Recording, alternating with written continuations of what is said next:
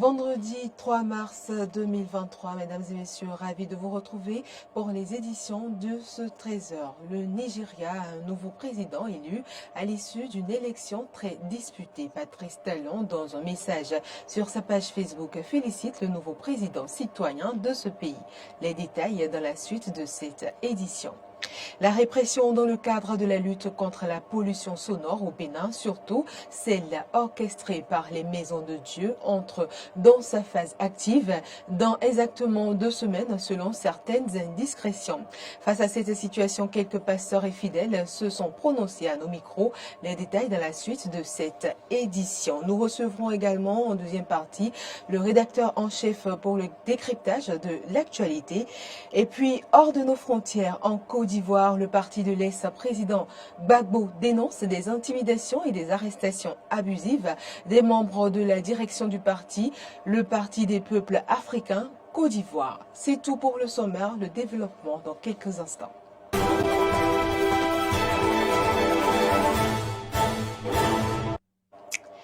À nouveau, bonjour. Je l'annonçais en titre, le chef de l'État Patrice Talon a félicité ce jeudi 2 mars 2023 Bola Ahmed Tinubu, président élu au terme de la présidentielle au Nigeria. À travers une publication sur sa page Facebook, il a exprimé sa volonté de travailler avec le nouveau président au raffermissement des relations fraternelles entre le Bénin et le Nigeria.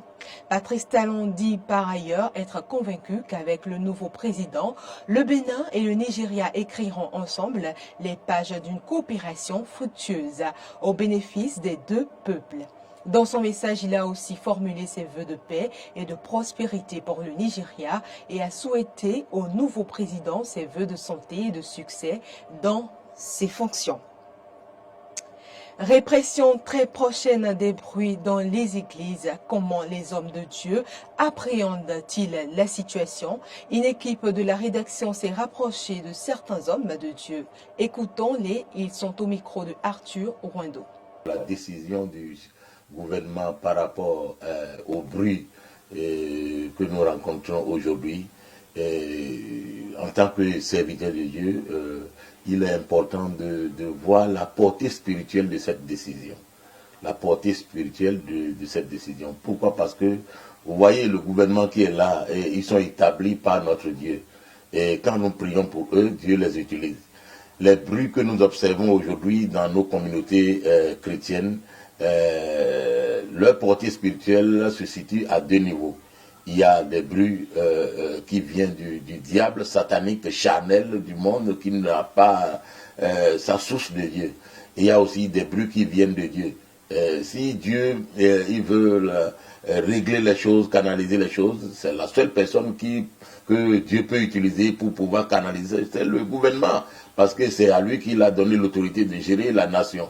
Donc moi je trouve que cette décision qui vient d'arriver, j'exhorte tous les chrétiens à regarder la portée spirituelle de cette décision. Par rapport à cette réglementation, je peux dire que c'est une bonne chose, mais déjà ce n'est pas facile pour ces églises-là qui ne maîtrisent rien par rapport au bruit, par rapport à comment régler le bruit, et puis quand tu passes à côté d'eux, bon, on a comme impression que c'est bien de fermer les oreilles, de boucher carrément les oreilles pour ne pas se faire déranger. Donc par rapport à cette décision de l'État, je vois que c'est bien. Maintenant, il va falloir que chaque responsable spirituel fasse le maximum d'efforts possibles pour pouvoir se mettre dans la danse. Je pense que nos gouvernants qui sont en train de prendre cette décision, en fait, s'inquiètent juste de la tranquillité de la population. À vrai dire, soyons justes lorsque nous voulons juger quelque chose. La Bible même le dit, ce que vous ne voulez pas que les autres vous le fassent, ne le faites pas aux autres. Je ne pense pas que même un pasteur va accepter que juste derrière sa maison, qui est un buvette qui joue vraiment à haut volume, à des heures vraiment de repos, je ne crois pas. Donc, je pense que cette histoire d'église, ça ne doit pas plutôt fâcher l'église, mais ça doit nous amener à faire plutôt mieux. Parce que, vous savez, qu'est-ce qui provoque les bruits sonores? D'abord, la manière dont nous construisons nos églises, nous devons revoir ça. Si vous allez dans la plupart des pays anglophones, les gens construisent des églises, ils insonorisent la salle. Où vous êtes à l'extérieur, mais vous ne savez même pas qu'on joue dedans. Il faut que même nos églises maintenant commencent par penser à ça.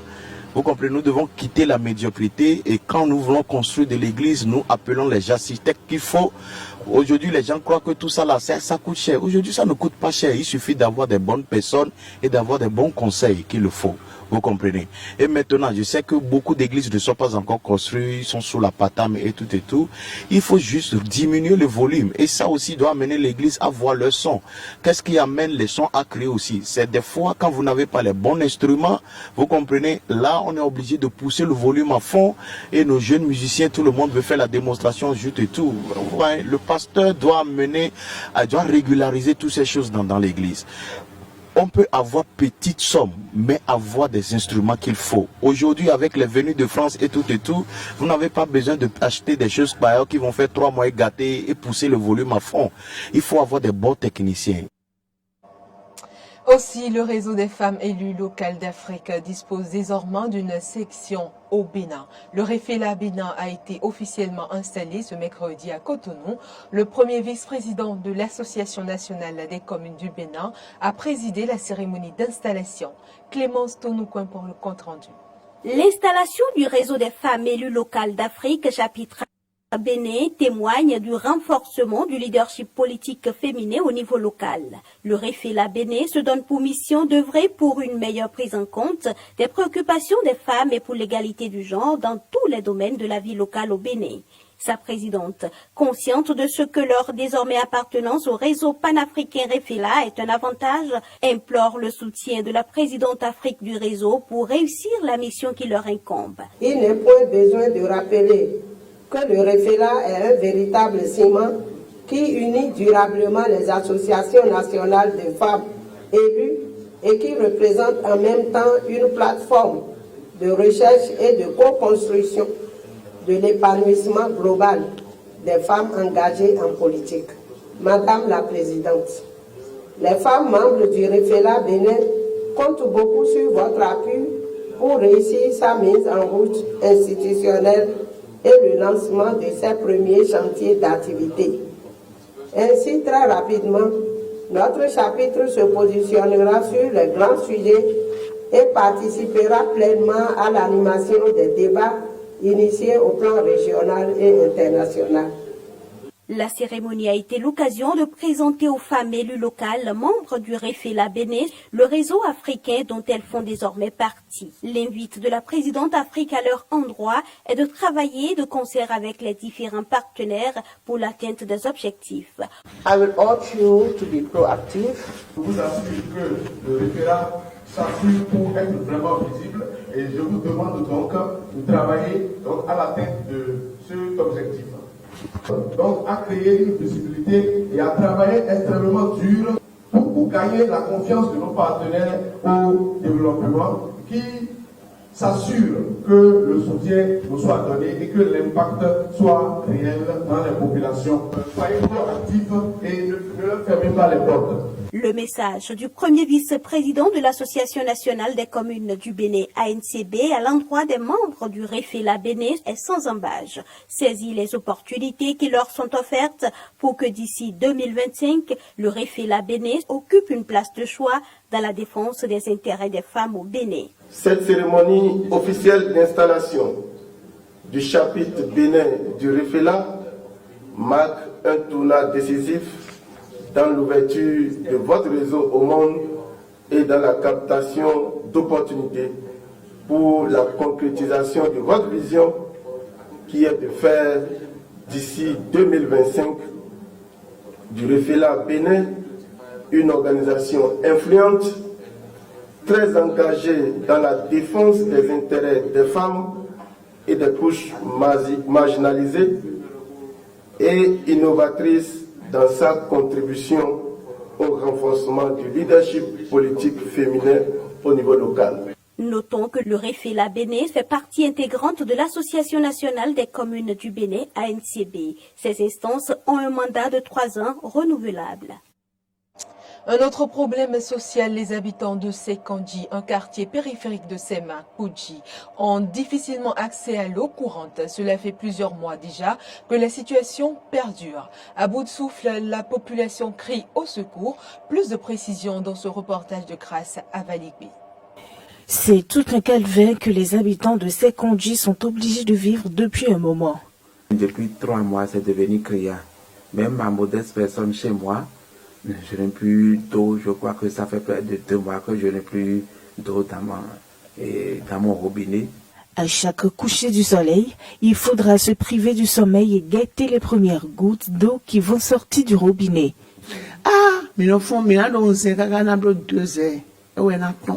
La nuit, lorsque tu te couches, déjà à 2 heures du matin, tu es sur pied pour surveiller le robinet. Jusqu'à 4 heures du matin, c'est fini. À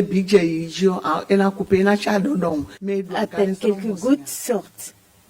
À partir de 5 heures, beaucoup de personnes se lèvent pour prendre de l'eau et à ce moment, ça saute très faiblement. Après ça, ça fait au lendemain, il n'y a plus d'eau. Si tu te laves trop, c'est avec 2 litres ou 3 litres d'eau. Mais se laver avec 5 litres d'eau maintenant, c'est pas possible. 3 litres, 5 litres à Passé 5 heures du matin, il n'y a plus d'eau à Sekandji. Il faut maintenant faire des centaines de mètres de marche pour espérer en trouver dans un quartier à côté. On est obligé de faire le calvaire, d'aller chercher un peu partout avec des bidons pour chercher d'eau courante, afin d'en bénéficier. Le chef quartier semble connaître les causes de cette privation d'eau dans sa localité. Compte tenu de mes investigations, puisque j'ai appelé, puisque en tant que chef quartier, je suis aussi président du comité de plainte par rapport à la voie qui s'effectue. Donc il y a beaucoup de plaintes qui sont venues à mon niveau. J'ai essayé d'investiguer vers les gens de la SONEP et vers les gens de l'entreprise qui s'occupent du pavage de Sekandji. Donc les gens de l'entreprise disent, eux ils ont essayé de faire leur formalité auprès de la SONEP. C'est la SONEP qui ne répond pas promptement à leurs sollicitations lorsqu'il y a des dommages à tel niveau, il y a des sections des tuyaux de la SONEP et autres là, eux ils ne viennent pas promptement répondre. On les a déjà sonnés plusieurs fois. Ils disent qu'ils sont à pied d'œuvre pour pouvoir pallier à cette situation et qu'il y a une coupure générale dans la zone. Je profite pour dire, ça fait déjà des mois, près d'1 an, à Semepodji, on a eu un réel problème de fourniture d'eau par la SONEP. Marcel Tchadé est un commerçant de l'eau en sachet communément appelé Puruata. Depuis cette coupure d'eau, il affirme que son business a pris un coup. C'était déjà compliqué pour nous de nous tirer d'affaires. L'absence de l'eau maintenant vient tout aggraver. Nous ne produisons qu'une petite quantité d'eau Puruata avec l'eau potable que nous arrivons à réserver les matins entre 3h et 5h. L'économie de ce quartier serait également en chute libre. Il faut qu'il y ait une action urgente pour permettre à la population de Sekandji de continuer à vaquer à ses obligations, nous ont confié les personnes interviewées. C'est désolant si et les autorités nous attendent, ils n'ont qu'à réellement réagir. Sans l'eau courante, la population ne peut pas vivre. La qualité d'eau de pluie à Sekandji ne nous permet pas de vivre hygiéniquement. Donc, ils n'ont qu'à faire diligence pour que la population n'en souffre pas davantage. Nous demandons au gouvernement de nous aider à avoir l'eau comme par le passé. Nous le recevons à présent, Peggy Ludovic Dagba. Bonjour. Bonjour à vous. Merci de vous prêter à ce petit exercice. C'est avec plaisir. Alors, petite analyse pour ce jour à la situation qui nous concerne. Nous allons parler de Soava. Eh bien, aux sinistrés de l'incendie, le gouvernement apporte son assistance à travers des soutiens de diverses formes, dont une assistance en vivres et en matériaux de construction. Alors, Gérald, il faut rappeler aux téléspectateurs que le 17 février dernier, un grave incendie s'est déclaré dans la localité Chouava, où il y a eu beaucoup de dégâts matériels, de dégâts franchement, on va dire, très très difficiles pour les populations. Heureusement, on n'a pas compté les morts. Nous touchons du bois et nous disons merci au Seigneur qui a pu épargner donc des vies humaines. Mais sur le plan matériel, sur le plan humain, il y a quand même eu des problèmes, des dégâts, ce qui, ma foi, montre un peu la précarité dans laquelle vivent les populations, surtout ces abris de fortune, ce que chacun peut, on se loge comme on peut avec ce qu'on trouve. Alors, face à cette détresse, cette grande détresse, je crois que le gouvernement a décidé de prendre ses dispositions, comme toujours. Tout bon gouvernement devrait quand même pouvoir voler au secours dans des populations dans pareilles circonstances. Donc, c'est tout à fait normal et je pense que les populations ont à saluer véritablement cet acte du gouvernement.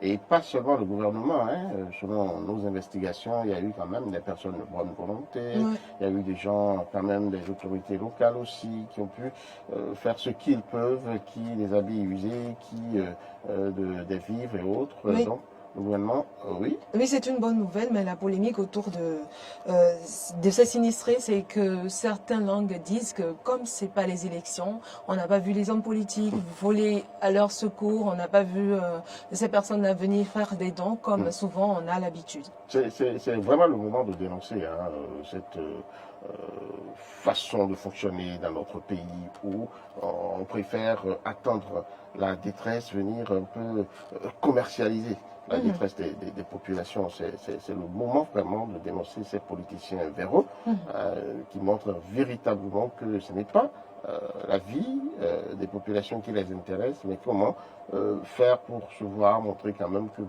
on sert à quelque chose et à partir de là, vous devez voter pour soi.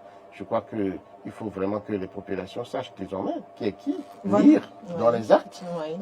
Il y a eu quand, les élections du 8 janvier dernier, on est pratiquement à 2 mois, seulement. De ces élections. Et on a vu tout ce qui s'est passé, tout ce à quoi ça a donné lieu. Mais déjà le 17 février seulement, il y a eu cet incendie-là. Moi, je ne vais pas vous mentir, je suis dans un forum où il y a des journalistes, des personnalités, où la question a été posée et les confrères n'ont pas vraiment été tendres avec certains politiciens qui se retrouvaient dans le forum. Ils ont été obligés de reconnaître la chose. Mais disons-nous la vérité, ce n'est pas bien. Quand vous avez du cœur, c'est à tout moment. Ce n'est pas forcément pour attendre quelque chose en retour. Voilà la situation, ce n'est pas attendre quelque chose en retour. Également, nous parlons de Djokbenou qui reprend la toge. Que retenir et quelle analyse faites-vous des faits? Là, vous parlez de l'ancien président de la Cour constitutionnelle, bien évidemment, qui est devenu le président de l'Union progressiste, le Renouveau, qui a été aux élections législatives à Cotonou, sur la liste UPR, mais qui malheureusement n'a tiré que son épingle du jeu. Je dis malheureusement parce qu'il était quand même à la tête d'une bonne équipe. On attendait au moins 5 élus. Lui seul s'en est tiré. Donc c'est peut-être, quelque chose qu'il faut mettre à son actif, même si ce n'est pas très très heureux. Alors l'homme décide en fait de retrouver sa fonction, puisque c'est un porteur de toge. C'est le défenseur de la veuve et de l'orphelin. C'est comme ça on définit l'avocat. Donc il retourne au barreau. Moi je pense que c'est tout à fait normal, puisque n'étant plus à la Cour constitutionnelle, il n'a plus de fonction politique entre griffes, puisqu'il demeure quand même le président. Ce texte ne cache-t-il pas des intentions? Je vais y arriver. Mais laissez-moi voir un peu déjà quand même de manière basique comment déblayer le terrain, comme on le dit. Alors, il n'a plus de charge politique qui l'oblige, qui lui donne l'obligation de réserve. Donc, qui le mettent, on va dire, en retrait de sa fonction, parce que les tests sont clairs. Vous ne pouvez pas être ministre et continuer par, exercer votre fonction. Donc, il y a la séparation de fonctions. Aujourd'hui, il n'a plus rien de tout ça. Donc, c'est tout à fait normal que l'homme aille, au barreau. Maintenant, comme vous touchez là un point sensible, rien ne peut venir en l'air ex nihilo. Voilà. On sait très bien, il a été élu député, mais il a démissionné. Alors, les gens se demandent, est-ce que ce n'est pas parce que, bon, comment dirais-je, ces visées politiques sont en train d'être contrecarrées, que l'homme décide de faire un repli tactique? C'est des questions pertinentes. Oui. Malheureusement, nous n'avons pas les réponses, mais on ne peut que glousser, on ne peut qu'analyser. Voilà. Donc moi, je pense que l'homme est en train véritablement de se refaire, de se réarmer pour revenir plus en force. Malheureusement, on n'a pas assez de temps, sinon voilà. on allait développer un plus peu plus développer ce sujet-là. Mais également, nous avons l'élection au Nigeria, la réaction du président Patrice Talon. Un mot très rapidement. Oui, un mot très rapidement pour dire que Patrice Talon est dans l'air du temps. L'homme sait qu'avec le prédécesseur, la situation ne s'est pas très bien passée. Ouais, alors que plutôt tendu. Voilà, le Bénin a beaucoup à gagner, beaucoup à tirer du Nigeria. Alors, tout nouveau président qui s'installe, il vaut mieux très rapidement trouver la formule pour parler un bon langage et pourquoi pas prendre de bonnes options avec ce dernier. Peut-être qu'il va l'entendre, il va écouter ses désidérata. Donc, c'est d'abord tout à fait diplomatique pour tout un pays de satisfaire à ces formalités-là. Quand un nouveau président vient, on lui dit bien arrivé, merci, félicitations pour ta force et tout. Mais ce qui est caché derrière, c'est une bonne coopération entre le Bénin et le Nigeria pour qu'on ait plus la fermeture, par exemple, des frontières. Ce qui aura franchement marqué les Béninois. Merci Peggy Ludovic Dagba, que nous retrouvons également à la radio au point 7 avec l'émission Point 7. Évidemment. Les vendredis à 17h et la rediffusion à 18h. Alors, cette fois-ci, nous partons en interactualité. En Côte d'Ivoire, le parti de l'ex-président Laurent Gbagbo a dénoncé lors d'une conférence de presse l'arrestation arbitraire de 31 de ses sympathisants. En Côte d'Ivoire, le parti de l'ex-président Laurent Gbagbo a dénoncé ce 2 mars 2023, lors d'une conférence de presse, l'arrestation arbitraire de 31 sympathisants, des intimidations et les arrestations abusives des membres de la direction du parti. Le PPA-CI dresse un tableau contrasté du contexte actuel. D'un côté, ce parti panafricain de l'opposition se réjouit de faire son entrée au sein de la commission électorale indépendante du pays. Son commissaire, Demba Traoré, a en effet prêté serment le 1er mars 2023. C'est pour le parti un acte concret issu des conclusions du dialogue politique mené l'année dernière. Mais d'un autre côté, le parti de Laurent Gbagbo affirme se heurter à de nombreuses difficultés. Face à la presse, Justin Koné-Katinan, le porte-parole du PPA-CI, liste des exemples de meetings avortés à raison, selon ses mots, d'entrave à la liberté de circulation des militants du PPA-CI. À cela s'ajoute l'inculpation du secrétaire général du parti, Damana Picasse, soupçonné d'être impliqué dans l'attaque d'un camp militaire en avril 2021 et l'arrestation de 31 militants pour des faits relevant de troubles à l'ordre public. Fin de cette édition, mesdames et messieurs. Merci de nous avoir suivis.